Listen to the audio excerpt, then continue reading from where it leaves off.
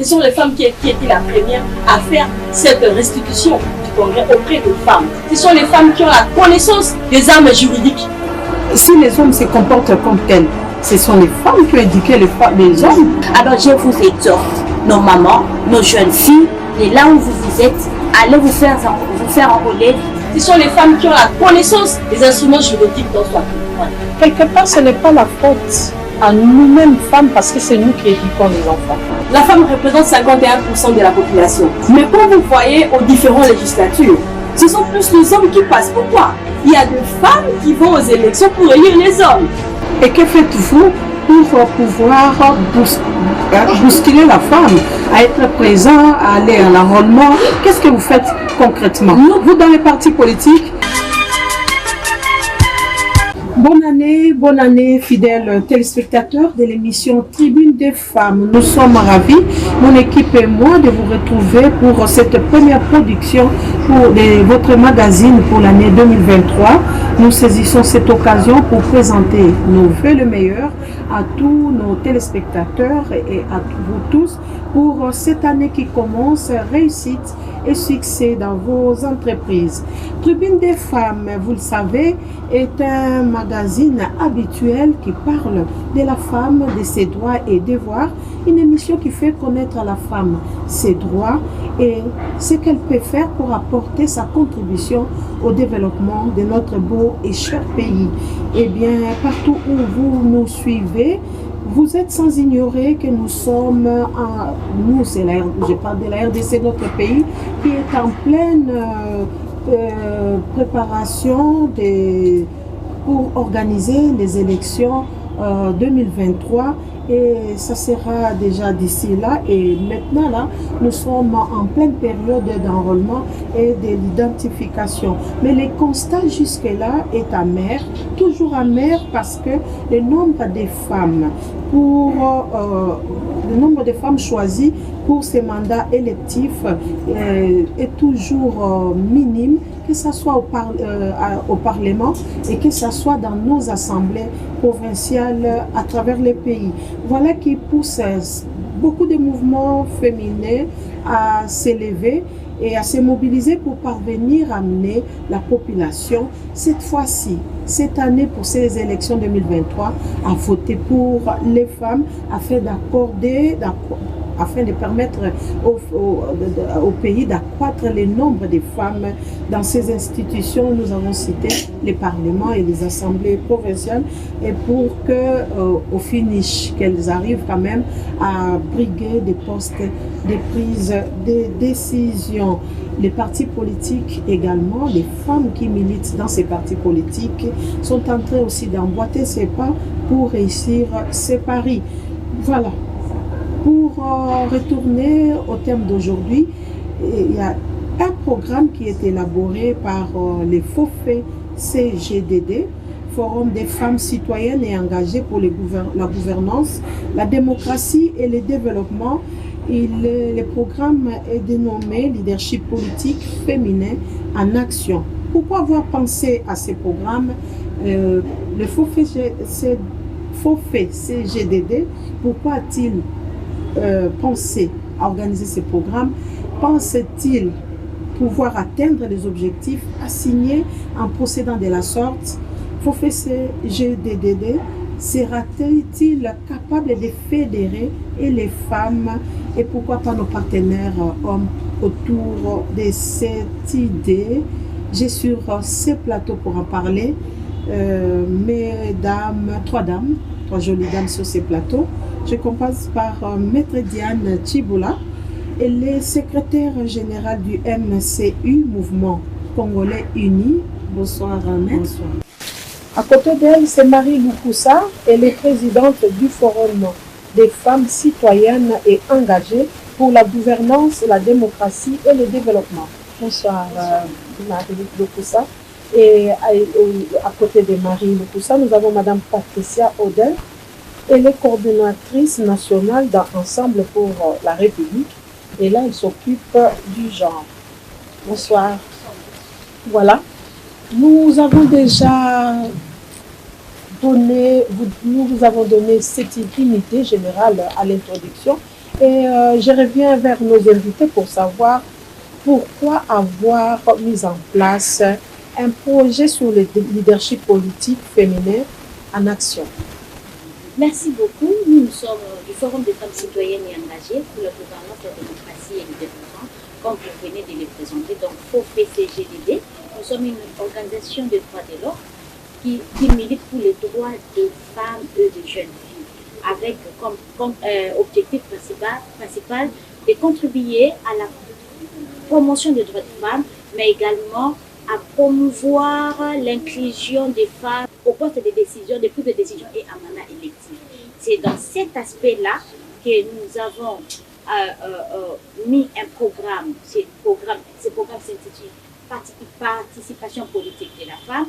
Avec la participation politique de la femme, nous avons commencé depuis l'année passée dans le cadre des réformes électorales, avec l'accompagnement du Centre Carter en son temps, sur un projet engagement civique et plaidoyer, où nous avons mené des activités dans le sens de réformer les textes et les lois, voire même des politiques et des programmes qui cadraient avec la participation politique des femmes, dans l'optique de faire participer cette fois-ci les femmes à un nombre vraiment élevé, dans le souci d'atteindre plus tard la représentation équitable et la parité telle qu'évoquée dans notre constitution. Alors, c'est après avoir mené ces projets avec le Centre Carter, cette année, c'est l'année électorale. Nous avons bénéficié, en fait, nous bénéficions de l'accompagnement de l'Organisation internationale de la francophonie, qui nous appuie maintenant cette fois-ci avec le projet Leadership politique féminin en action. Pourquoi en action? Parce que nous avons fait d'abord un premier pas avec les réformes électorales. Nous avons milité pour qu'il y ait des articles un peu contraignants dans le sens à contraindre les partis politiques à aligner des femmes dans les listes électorales. Mais cette fois-ci, nous nous sommes dit, on ne peut pas rester là. On a fait un pas, c'était pour les réformes électorales. Nous sommes déjà dans la période électorale. Qu'est-ce que nous allons faire? Maintenant, c'est comme ça que nous avons mis en place ces projets pour accompagner cette fois-ci les femmes dans cette phase électorale, afin que toutes les réformes que nous avons eu à mener la fois passée, nous l'appliquons pour cette fois-ci changer la donne, modifier les choses dans les bons. Le souci majeur est d'atteindre la parité et la représentation équitable telle qu'évoquée dans notre constitution, mais on va le faire en menant des actions. Il ne faut plus que nous restons là-bas. Non, nous les femmes, nous sommes là. Non, vous êtes là. Oui, qu'est-ce qu'il faut faire? Qu'est-ce que notre système nous dit? Il faut entrer dans des partis politiques. Il est temps d'adhérer. Lorsque vous adhérez, qu'est-ce que vous faites? Vous devez faire de votre mieux pour que vous soyez repérés par vos pairs. Et dans ce sens-là, qu'avec les accompagnements, les séances de formation que nous donnons aux femmes et les séances de renforcement des capacités, avec tout ça, les plaidoyers et autres, les sensibilisations que nous pouvons rendre le leadership politique de la femme palpable comme nous voulons. Les séances de formation, les coaching et autres, oui. Pensez-vous que c'est ce qui fera de sorte qu'il y ait un nombre élevé que vous attendez là, par rapport à l'électorat féminin? Un accompagnement bien fait, je l'ai dit, un accompagnement bien fait nous amène, nous rapproche des bons résultats. Et comment comptez-vous procéder? Vous êtes de FOFECGDD. Oui. Comment comptez-vous procéder? Parce qu'à côté de vous, je vois aussi des femmes des partis politiques. Exactement. Et vous atteignez même les femmes ménagères, les femmes de tous les domaines. Comment travaillez-vous? Exactement. Dans la participation politique, nous travaillons nous avons constaté qu'il y avait un souci au sein des partis regroupements politiques. Les femmes étaient discriminées au sein des partis politiques parce que, vous le savez avec moi, avec tout ce qui est comme histoire politique de notre pays, on a eu plus des hommes que des femmes qui ont pu marquer l'histoire politique de notre pays. Alors les femmes sont restées vraiment dans l'air coquille. Alors nous avons dit, nous devons travailler au sein des partis politiques pour les obliger à booster les femmes. Les femmes qui se trouvent là-bas, il faudrait investir sur elles. Outre cela, il faudrait aussi aller vers les autres femmes parce qu'elles ont elles ont les compétences qu'il faut, mais peut-être elles n'ont pas été bien orientées à faire certaines choses. Voilà pourquoi nous travaillons avec les partis politiques dans le sens à booster la participation politique des femmes au sein de leur parti d'abord. Deuxièmement, nous travaillons aussi avec toute la population en général, mais avec une action ciblée sur la femme et la jeune fille. Pourquoi? Parce que vous savez que nos mamans sont des premières motrices de nos familles et autres, et s'intéressent plus peut-être à aller au champ, voilà, mais là où elles sont, elles peuvent aussi faire la politique. C'est comme ça que dans nos sensibilisations, dans nos différentes activités que nous menons, on essaye d'intégrer toutes catégories de ces femmes-là pour qu'elles aient ne fût-ce que l'information par rapport à ce qui se passe dans notre pays, dans les élections et autres. Marie Bokoussa a évoqué une sorte de discrimination au sein des partis politiques. Vous êtes, vous des membres des partis politiques. Pouvez-vous confirmer cela et quel genre de discrimination trouvons-nous dans les partis politiques où vous évoluez? Pouvez-vous? Merci beaucoup. Un petit rectificatif. Je suis secrétaire général au sein de ce grand parti politique. Actuellement, il y a un nouveau secrétaire général, donc je suis maintenant au cadre du parti politique, le mouvement de Congolais Unis, parti cher au camarade président national Jean-Paul Chibula Ilunga. En fait, effectivement, dans nos partis politiques, il y a la discrimination de la femme congolaise. Pourquoi? Parce qu'elle-même, elle ne se donne pas la peine de travailler, d'être sur terrain. Elle s'est dit, au fait, je suis juste membre, elle se limite là. Comme Maître Marie vient de le dire, elle est un peu désintéressée concernant d'abord le statut de ces partis. Elle ne prend même pas le temps de le lire et de comprendre. Elle ne prend même pas soin de participer au débat politique d'abord dans son parti. Parce que je sais que dans chaque parti politique, il y a des séances de formation, il y a des séances de travail, il y a des conférences qui se tiennent. Elles sont vraiment désintéressées. La femme elle-même, déjà en elle, elle n'a pas ce courage-là. C'est ce qui fait que nos autorités morales, les hauts cadres du parti, ne prennent pas aussi le soin aussi de mettre la femme dans des places de décision par rapport à cela. Mais au sein du mouvement de Congolais Unis, c'est la différence. Chez nous, au moins. Vous avez été quand même au secrétaire général. C'est un très haut cadre. Un très haut cadre. Donc, voilà un peu la chance que nous avons au sein de ces grands partis politiques. La femme elle-même, déjà, au mouvement de Congolais Unis, travaille. Elle a pris conscience de travailler et de pouvoir faire avancer le parti. Vous appuyez cela dans votre parti politique, c'est pareil? Merci beaucoup pour la parole. Il y a des femmes battantes. Je suis leader d'opinion. J'ai des femmes à la base. Ensemble, au sein de l'ensemble de la République, il y a des femmes engagées. Il y a des femmes leaders, il y a des femmes qui se battent. Il y a des femmes qui encadrent des groupes au niveau de la base. Il y a des femmes qui travaillent dans les fins fonds avec les autres femmes qui ne sont pas de lettrées, qui travaillent avec des femmes qui ne savent pas comment s'y prendre. Mais les femmes manifestent la volonté. Mais si nous parlons de la discrimination, c'est parce qu'effectivement, discrimination, il y a. Si nous continuons à militer aujourd'hui, nous réclamons le 50% constitutionnel, c'est parce que discrimination, il y a. Votre parti est parmi les rares partis à promouvoir la femme, à occuper la femme. Exactement.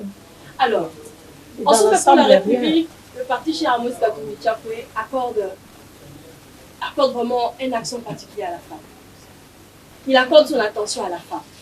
Mais seulement que ce n'est pas tous les leaders politiques hommes, ce n'est pas tout l'homme masculin qui accorde cette chance-là à la femme. L'objectif est maintenant de changer la donne. Voilà.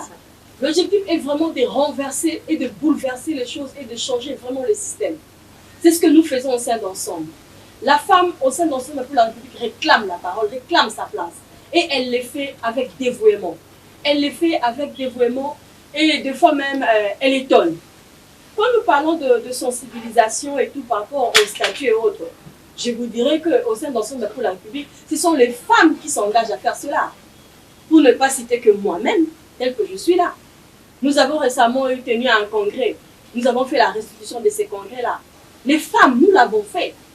Ce sont les femmes qui l'ont fait à Kinshasa précisément. Ce sont les femmes qui étaient la première à faire cette restitution du congrès auprès de femmes. Et certaines femmes l'ont fait au niveau de la base. Mais en ce qui concerne la discrimination, elle est là, elle existe. Mais les femmes sont en train de se battre pour changer la donne, pour nos filles et pour celles qui vont venir après nous. Mais seulement qu'il y a un problème qui est dans le chef de l'homme qui doit changer. Nous avons le problème dans le chef de l'homme qui est question aussi d'ordre coutumier, qui est aussi d'ordre éducationnel. Qu'est-ce qui doit changer? Un homme qui a reçu l'éducation disant que la femme sera toujours plus bas, la place de la femme c'est à la cuisine. Faire changer cet homme-là dans un milieu politique devient encore un autre problème. Et c'est ce que nous faisons, c'est ce que nous battons pour cela. Et comment changer la donne? C'est quand ces hommes-là voient les travaux que nous, femmes, battons sur le terrain. Comment est-ce qu'ils voient la façon dont nous échangeons avec eux, la façon dont nous arrivons à arracher la parole quand nous sommes dans des cadres de concertation, de discussion.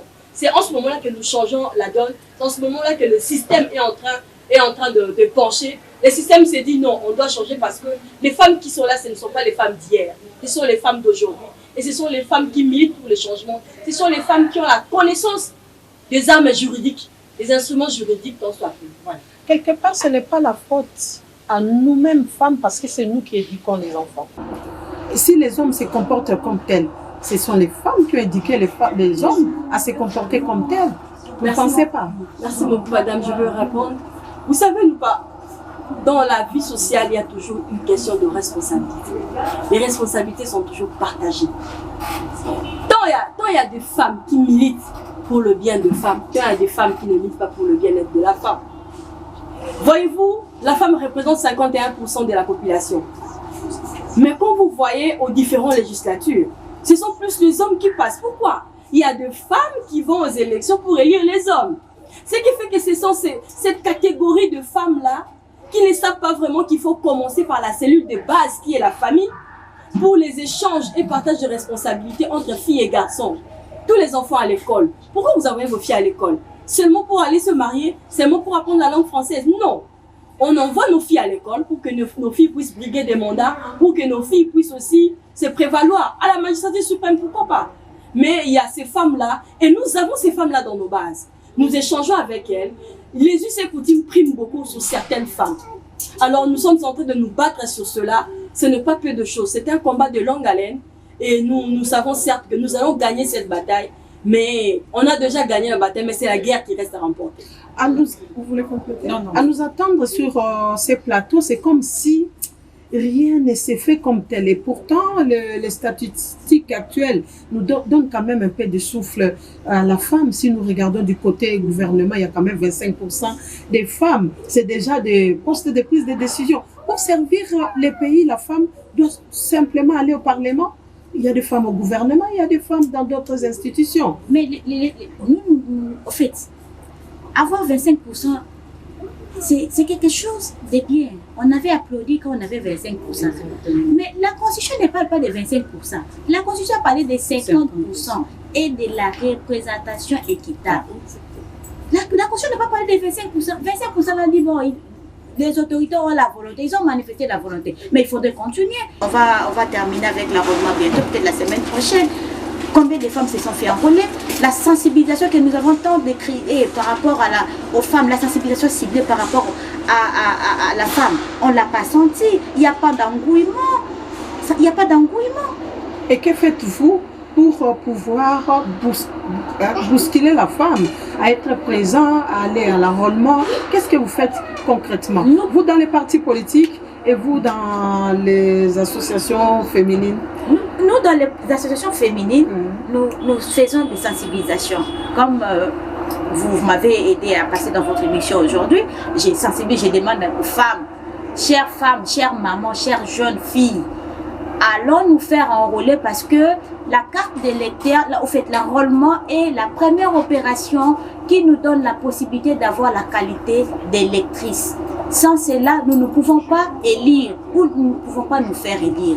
Donc, avec ta carte, tu as ta voix. Avec ta carte, tu as le pouvoir de changer quelque chose dans ces pays. Alors, je vous exhorte, nos mamans, nos jeunes filles, de là où vous êtes, allez vous faire enrôler dans les centres d'inscription les plus proches. Oui, nous, au niveau du parti politique, le MCI, nous faisons du porte-à-porte. Moi, j'ai au niveau de la circonscription de la Funa, précisément dans la commune de Ngiringiri. Qu'est-ce que je suis en train de faire? De faire de porte en porte. c'est le travail que je suis d'abattre, moi et ma base, pour pouvoir sensibiliser cette femme d'aller se faire enrôler. Parce que c'est très, très, très, très important. Je sais que les passés, on a toujours copié les passés. On s'est dit, bon, je vais aller m'enrôler pour gagner quoi? Non, cette fois-ci ou jamais, il faut toujours se dire, on a toujours dit en lingala, lobby et kolekalelo. Donc cela veut dire qu'aujourd'hui, là, nous femmes, voilà l'occasion qui nous est donnée d'aller nous faire enrôler. En tout cas, soyons nombreuses, enrôlons-nous pour que la femme congolaise, en tout cas, soit au niveau où nous souhaitons. Et à votre niveau, que faites-vous comme stratégie? À notre niveau, on est en train de sensibiliser, c'est déjà tous les jours d'ailleurs. Je me suis même portée garante d'aller m'enrôler le dernier jour. Vous savez pourquoi? C'est pour aller les femmes qui sont restées dans le champ, les femmes qui sont restées au marché là-bas, les femmes qui sont restées dans leurs boutiques, les femmes qui sont restées dans les magasins. C'est avec ces femmes-là que nous irons toutes nous enrôler. Les femmes se disent que nous n'avons pas le temps. Je salue ce petit effort de la CENI d'accorder le dimanche pour les femmes. C'est une bonne chose. Mais seulement la sensibilisation qui devrait être faite en amont n'a pas vraiment été bien faite. Si nous pouvons recourir aux chiffres, la peinture sur les chiffres, en tout cas, nous montre un tableau qui n'est pas bien peint. Le tableau est vraiment noir. À l'heure d'aujourd'hui, nous devrions avoir ne serait-ce que 5 millions d'enrôlés. Je doute que nous ayons 5 millions d'enrôlés. J'en doute vraiment fort. On pourra peut-être faire face à une prolongation, peut-être de quelques jours. Donc je ne pense pas que ça va s'arrêter juste et juste. C'est une recommandation que moi je ferai à la CENI, de pouvoir prolonger. Mais qui dit prolongation, nous connaissons tous la mathématique. 2 plus 2 égale 4, plus 2 ça fait 6. Quand nous allons rajouter, alors ça pourra encore toucher la date constitutionnelle pour les élections. Voilà, nous n'en sommes pas encore là. On n'en est pas là. Nous ne sommes pas pessimistes. Bon, donnez-moi quand même... Ah oui, continuez. Alors, ce qui est vraiment fort, c'est que nous sensibilisons maintenant les femmes qui sont restées dans les marchés, qui sont restées dans le champ. Les femmes qui disent que non, avant, j'avais voté et après. Nous leur disons non. Maintenant, cette fois-ci, allez voter utile. Cette fois-ci, votre carte là, votre carte d'électeur, c'est une balle que vous avez. C'est une seule balle que vous avez à tirer pour mettre à terre cet ennemi que vous dites que non, je suis fatigué. Qui est cet ennemi-là? C'est la pauvreté. C'est le manque dans les paniers de la ménagère. C'est le problème aujourd'hui avec la déconsidération des enfants filles. Mais vous avez l'opportunité avec une seule balle. Vous n'avez qu'une seule balle. Et votre arme là, ce sont les élections qui viendront.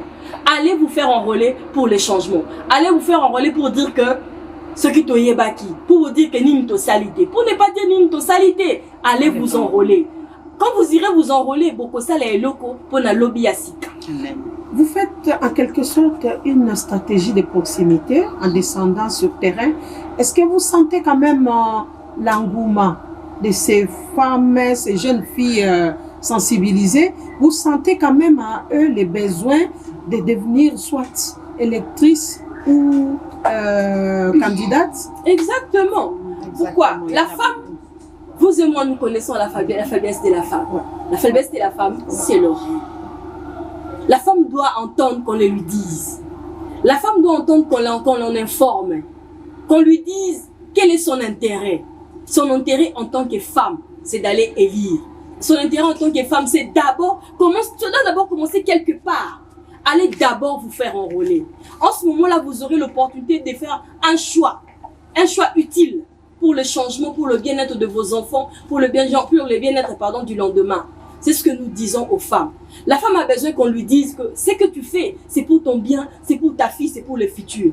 Mais c'est qu'elle est en train de se... Par exemple, les femmes avec lesquelles nous avons discuté la semaine passée, qu'est-ce qu'elles ont dit? Ah, maman, il est canon bon. Voilà. La première chance que nous demandons, en fait, nous donnons que les lois du pays nous donnent, c'est d'abord, premièrement, d'entrer dans des cette disposition-là est-elle avantageuse ou ça n'aide pas les femmes à pouvoir briguer des postes? Cette disposition dans la Constitution, parce qu'apparemment c'est révisé, devrait être avantageuse pour les femmes parce que, vous savez, quand on lit la Constitution, il ne faut pas lire seulement un article et puis c'est limité là-bas.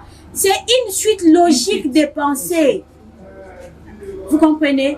Alors, c'est une suite logique de pensée. Quelqu'un peut aller prendre seulement un seul article et il vient, il commence à interpréter comme il veut. Il n'a même pas cette qualité-là reconnue pour qu'il interprète la Constitution. Il le fait à sa manière. Or, la Constitution nous parle de l'article 14 et de la représentation équitable par rapport à la parité. Si cet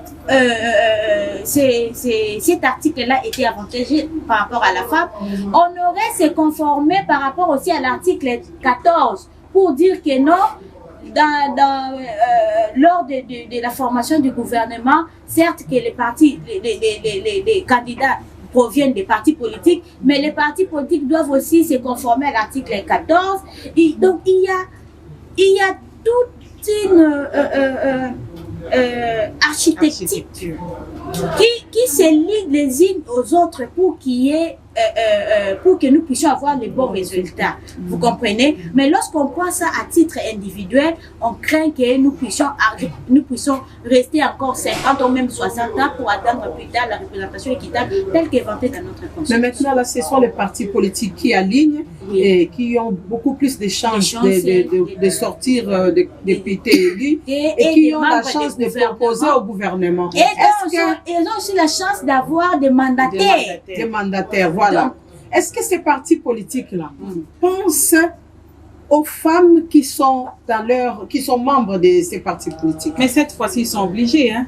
Parce qu'en tout cas, est-ce qu'il y a une obligation quelque part? Pourquoi je dis les sont maintenant Parce qu'ailleurs, dans d'autres pays, c'est une obligation. Peut-être que si les partis politiques proposaient une liste où on trouve les hommes et les femmes 50-50, mais maintenant, là, la liste est déposée secrètement. Vous ne savez pas qui sont dedans. Non, maintenant, cette fois-ci, ils sont obligés. Pourquoi? Parce qu'ils ont intérêt d'aligner la femme. Parce que sans cela, en tout cas, intérêt par rapport à la volonté simplement. Non, par rapport à quoi? Ils seront exonérés des femmes.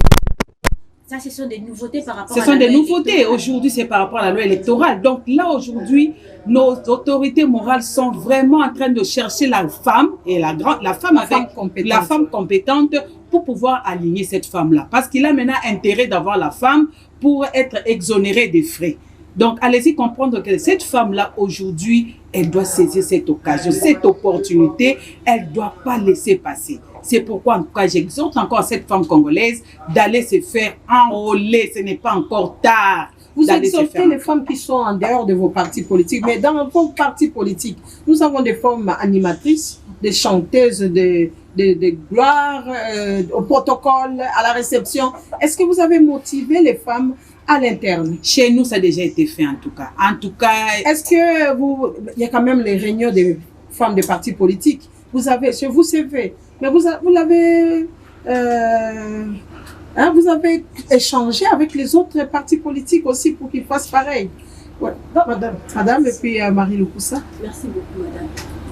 Vous savez, le changement n'est pas un cadeau.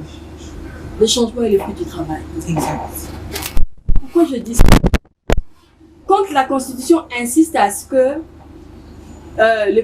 les partis politiques doivent à eux décider ou apporter ou donner des listes sur les personnes pour pouvoir diriger la nation. Nous ne pouvons pas nous poser la question si là il s'agissait de la question de la femme. Non. La politique est une question des rapports de force. Quand vous faites la politique, vous devriez vous dire que nous sommes dans un champ de bataille, nous sommes dans le combat. Être un candidat, être indépendant, oui, je suis d'accord. Mais si tu veux changer de choses, va dans un parti politique, va te battre là-bas, va te mesurer et tu pourras avoir une échelle de valeur sur tes compétences en face aux hommes et face à tes congénères femmes. Alors, en ce qui concerne les changements et tout, moi je dirais que la femme aujourd'hui est la mieux disposée pour apporter le changement. Je ne dirais pas seulement parce que les partis politiques bénéficieront de 50% sur les listes. Non, il est question de respecter les normes standards qui nous régissent du point de vue universalité. Nous avons les ODD, les objectifs de développement durable, à respecter. La République démocratique du Congo a toujours été consentant à pouvoir ratifier des lois, a toujours accepté ce qui était bien en ce qui concerne l'universalité. Mais seulement en respectant les ODD, il est demandé à chaque homme présidents de partis politiques, de pouvoir tenir compte de l'aspect genre, de l'aspect promotion de la femme, de l'aspect intégration du genre. Vous n'intégrez pas les gens, vous ne marchez pas dans le monde. Vous n'intégrez pas les gens, vous êtes hors du monde. Vous êtes dans votre propre jungle. Mais voilà raison pour laquelle ils doivent faire confiance aux femmes qui sont compétentes. Mettre fin à cette histoire des facs de famille, amis et connaissances. Mais tenir compte de la compétence des femmes politiques. De la femme politique qui peut apporter le changement. De la femme politique qui a participé dans la rédaction des statuts, dans la révision de certains nombres au sein du parti. Mais aux femmes indépendantes, adhérez-vous dans les partis politiques. Ce n'est que là où vous pourrez apporter les changements tant soit peu au sein de la nation. Est-ce qu'il y a un moyen de militer auprès du ministère de l'Intérieur, par exemple, pour essayer de trouver une solution par rapport à ces chefs de partis politiques têtus? Parce que même si on met une sorte de gratuité pour les femmes qui vont être candidats pour ne pas payer, bon, vous avez dit qu'ils sont exonérés. Non.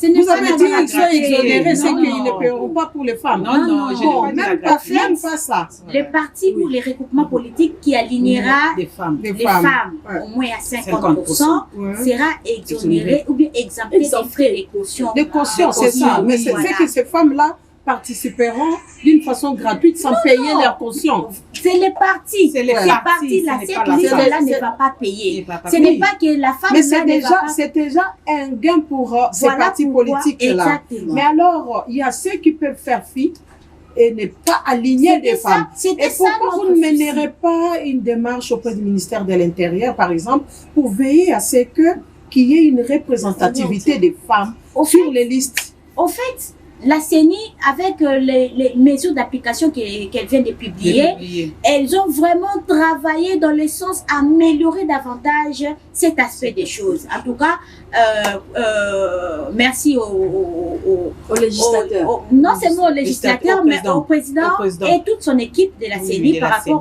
aux mesures d'application. C'est vraiment très avantageux par rapport à... On peut connaître quelques idées sur ces mesures d'application? En fait, on a justement renforcé l'article 13 de la loi électorale qui parle des listes paritaires. La CENI est allée loin pour dire, par exemple, lorsqu'un parti qui vient avec une liste de 17 personnes, pour la CENI, la moitié, c'est... la moitié des 17... Non, 17 personnes, c'est... 17 personnes. 8,5. Alors, pour la CENI, la moitié, c'est 9. C'est-à-dire la liste qui aura 9 femmes. Voilà. C'est cette liste-là qui est exemptée d'après la CENI qui a respecté la parité. Or, je crois dans des partis politiques, ils vont faire de leur mieux pour trouver des femmes des listes où il y aura 8 femmes et 9 hommes. Tu vois? Mais la CENI dit, si vous venez avec des listes comme ça, moi, je vais appliquer cette loi-là à partir des listes qui viendront avec, par exemple, 9 femmes sur 8 hommes. C'est vraiment une avancée que nous voilà, là, nous chutons déjà, nous sommes vers la fin de l'émission. Rapidement, quel est le dernier message que vous donnez à tous ceux qui peuvent aller s'enrôler, à ces femmes qui tardent encore? Comment vous comptez les exhorter? Moi, je me lance. Voilà, je demande à toutes nos mamans, à toutes les jeunes filles, à toute personne qui a l'âge de se faire enrôler, de se présenter au centre d'inscription les plus proches pour les faire. L'enrôlement, c'est la première opération électorale qui vous donne la possibilité d'être électrice ou de se faire candidate pour les prochaines élections. Bon, moi aussi, je dirais ceci à cette femme congolaise, en tout cas, cette fois-ci ou jamais. Et aussi, la grâce que nous avons le soutien de notre président de la République. En tout cas, la femme congolaise doit se lever et doit aller se faire enrôler. Madame, ce que je dirais aux femmes, les femmes, levez-vous. Vous représentez 51% de la population congolaise. Comment expliquer que vous qui représentez 51%, vous êtes sous les bas de l'échelle? Bozana c'est, mais Bozana 51%. Bokende kozwa carte d'électeur. Bobimana bilanga. Bokende kozwa carte d'électeur. Seigneur apesi mokola dimanche pour na ba maman bakende kozwa carte d'électeur. Ba maman. Bobimana bilanga. Bobimana zando. bobima na Gambela, bobima na Somba Zikida, dimanche kende kozwa carte. Ceux qui ont dit misa kende kozwa carte. Pamba te, ceux qui ont eu carte na maponomi. Yondo kosepela, okolobate ni na salité. Poloba ni na salité, kende kozwa carte d'électeur. Voilà. Fidèles téléspectateurs, nous sommes arrivés à la fin de notre émission Tribune des femmes dès ce soir, une émission très intéressante d'identification et enrôlement. Une opportunité pour accroître la participation des femmes et des jeunes filles aux instances décisionnelles et à des mandats électifs. Voilà, chères femmes, chers jeunes, ne ratez pas cette occasion, comme l'a si bien dit nos invités. Allez remplir votre devoir civique pour porter votre choix un jour à un candidat de votre choix, en accordant sûrement la chance à la femme et pour être beaucoup plus élue. Pourquoi pas, mettons la femme en épreuve, peut-être elles nous apporteront un apport très positif. Je répète, mettons la femme en épreuve, nous ne serons peut-être pas déçus. Voilà, c'est la fin de cette émission. Nos remerciements à nos invités qui sont sur ce plateau. Nous avons reçu Maître Diane Chiboula, elle est du MCI. Marie-Lou Koussa, elle est présidente du FOFEC GDD. J'ai quand même difficile à prononcer, mais ça va, FOFEC GDD. Et puis nous avons Madame Patricia Oden. Elle est de l'Ensemble pour la République. Elle est chargée du genre. Mes remerciements également à cette boutique qui nous a accueillis, qui nous a offert sa place pour que nous puissions animer cette émission, un très beau cadre. Remerciements donc à Tima Fashion. Et merci à vous, fidèles téléspectateurs qui nous suivez de partout à travers le monde. Les rendez-vous est pris pour le mardi prochain à la même heure. Portez-vous bien. Bonsoir.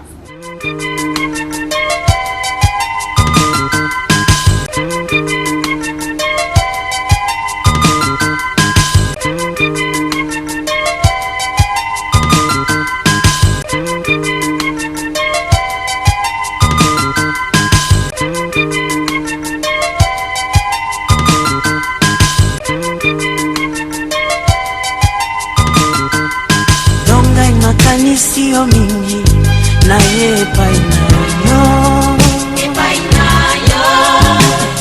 mabe manso nasalaki yo na ye olimbisanga mpona soni ngai napesaki yo bosana masomama